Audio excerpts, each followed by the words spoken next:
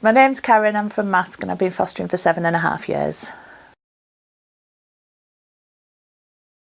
I can't remember when I first became interested really. I just got to a point in my life that everybody else had children and were married, and I was just going out every weekend, and I thought there's got to be more to life than this.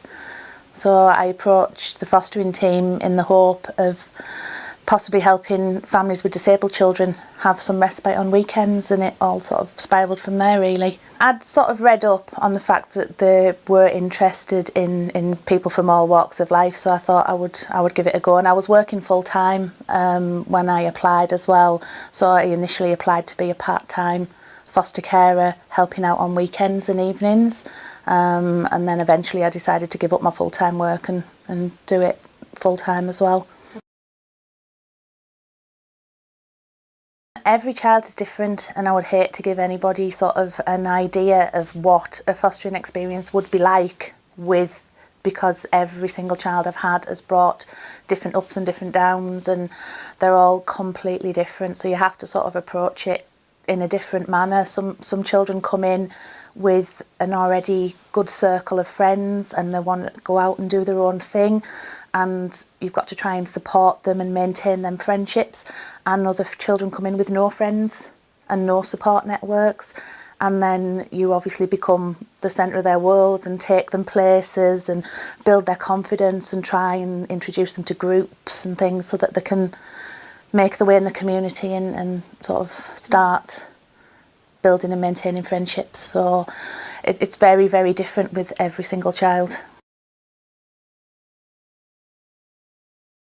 Absolutely, yeah. I think it's improved my confidence no end. I mean, I worked in the oil industry for 20 years before I came into this, so I wasn't just sat behind a desk. I had quite a good job, but the life experiences, something different every day. Some days you're like, wow, this is fantastic, this is my job at Flamingo Land, or we're swimming, and then other days you're like, oh God, not again.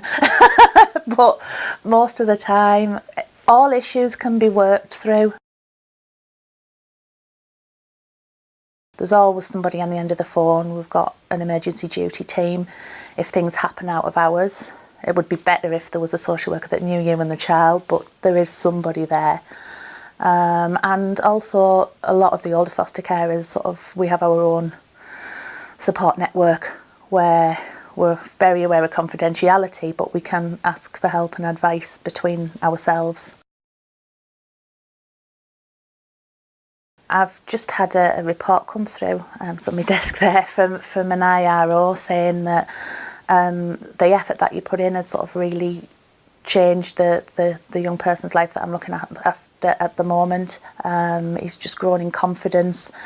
It's little changes, it's not big changes. You're not going to suddenly have somebody change their entire personality, but sometimes you don't realise how far they've come till someone reminds you what they were like when they first came, and they didn't smile and they didn't speak and they didn't make eye contact, and then you see them getting ready to go to prom with a suit on, looking, gorgeous, and you think, yeah, actually, they have come a long way.